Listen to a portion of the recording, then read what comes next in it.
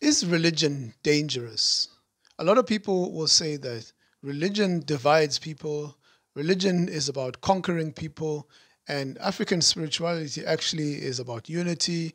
It's about having your own relationship with God. And so religion is something that must be seen as negative, and spirituality obviously being much better than religion. So this is the video we're going to be responding to today.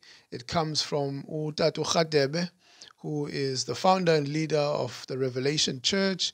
He's also got a research institution called African Hidden Voices, and he's somebody who's actually doing amazing things in our community. You know, he's doing lots of social projects and so on. So we do appreciate what some of these people are doing. And so this is not a personal attack on him, but this is just a philosophical engagement with his ideas and also engaging in comparative religion. And so in this video, you're going to watch him actually give his opinion on Christianity. And he believes that Christianity is always followed by conquering, or it's always about power. It's always about greed and so on. And so we welcome you to Bisrat for Africa. It's a channel dedicated to giving you Christian commentary on religious and spiritual matters. So let's watch our video and then we're going to get into it. Now you will see Guti, whenever they also conquered, they always put the cross. Njengoba namhlanje, when you look at the sign of the cross, is a sign of death and life. But the sign of the cross actually is not. The sign of the cross is a sign of conquering. Now you'll watch, I think, Opatamias and all these colonizers must figure at the Western Cape, at Cape Point. Zisekhona namanje iziphambano, and I would urge ama viewers ethu nabalaleli bethu to research these things niziyele ngokwakho. Zikhona iziphambano, so bathi mabefika lapha eCape Point la eSouth Africa to conquer, into yokuqala bayibeka iziphambano, because isiphambano did not mean life, and it simply meant we have conquered Lendawo. Isiphambano lasikhona for bona meant we have conquered Lendawo. So that's what a religion is in generally speaking. Not only Christianity, most religions, they are about conquering. They are about power. Octavia Butler once said that religion is dangerous because it can be misused and it can also get out of hand. But then she also said that it is useful to help people to stay on the narrow and straight path. And so you can see from this statement that religion can also be used as negative, but it can also be used as positive. And so a lot of people will see the negative effects of religion. People will see the abuse of religion, and they will actually say, therefore, religion is a negative thing. But if we think about it logically, anything can be used in a good way and also in a bad way. Let's give, for an example, something like alcohol. Alcohol can be used in a very negative way if you abuse alcohol. So alcohol abuse is a very negative thing. Anything, any form of abuse is actually negative. A relationship can also be abused. If I'm friends with somebody, not because I want to be friends with them, but I'm friends with them because of what I can get from them, right? If I'm using my friendship as a way of manipulating the person, that is a negative thing. Watch my previous video. I did mention this when I was talking about the back to sender principle, where people actually who claim to be helping you get rid of Isluane actually send it to someone else and end up destroying that very same person. But also coincidentally, it's the very same people that actually put it there in the first place. And so I can point 100 examples of distortions or abuses that come from African spirituality. But a lot of the times, people will only highlight the problems that come from other religions, but actually they'll ignore all the problems that are in their own religion.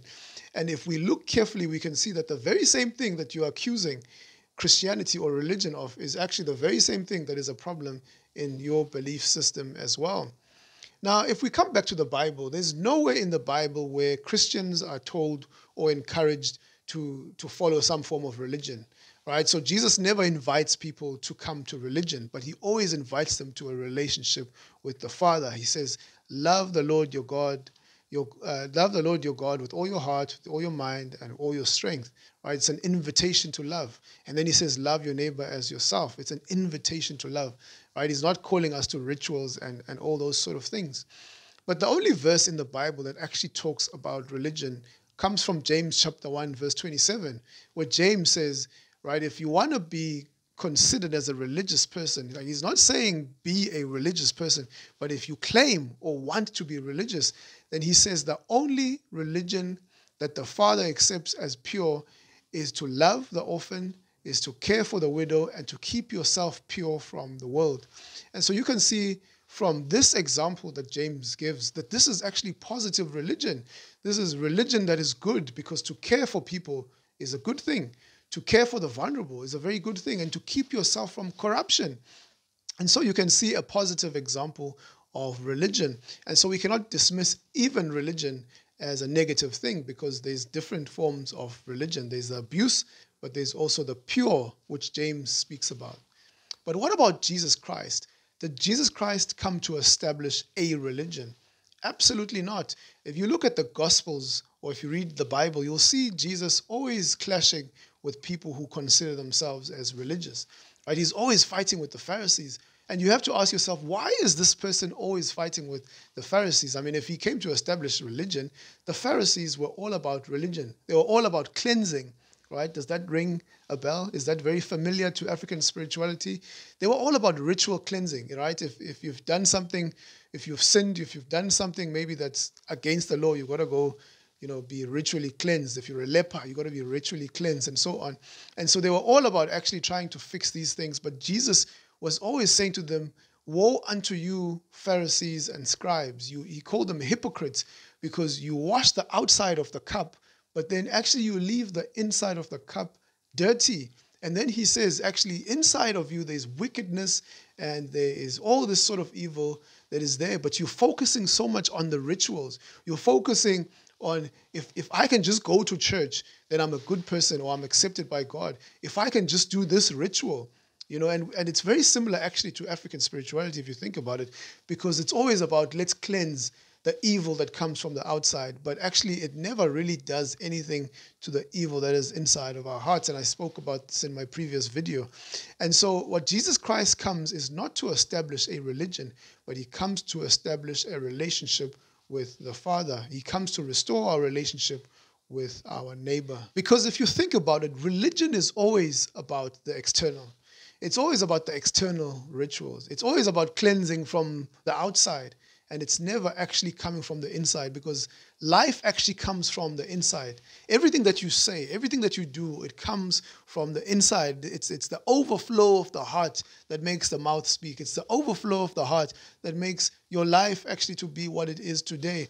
And so that's what Jesus Christ came to point out, is that it's the inside that needs to be washed. It's the inside that needs to be cleansed. And so when somebody says all of Christianity is actually religion, it's actually a misnomer. It's actually not the right way of referring to Christianity.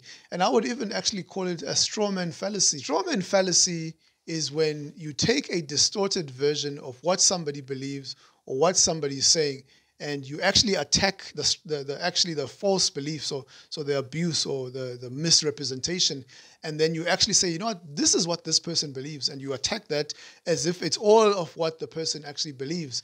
Let me give you an example of what I'm talking about. Would be when somebody says Black Lives Matter, and somebody comes along and says all lives matter, right? As if when you say Black Lives Matter, you are actually saying all the other lives don't matter, which is not what people are saying when they're saying Black Lives Matter.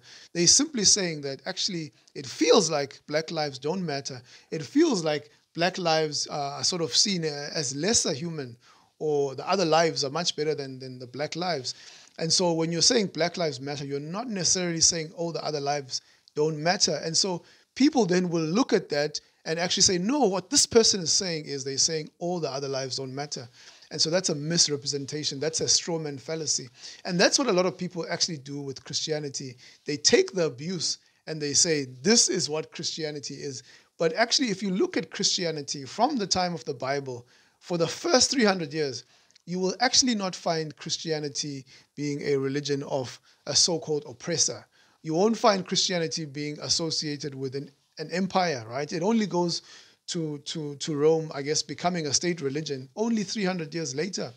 But if you look before that, you will see that Christianity was actually a religion that was persecuted by the Roman pagan religions. It was looked down upon. And so when people then deal with much later distortions, and they're saying this is all that you as Christians believe, for me is what we call a straw man fallacy. And so we need to understand when people are saying Christianity is true, we're not saying Christianity is true because of Constantine.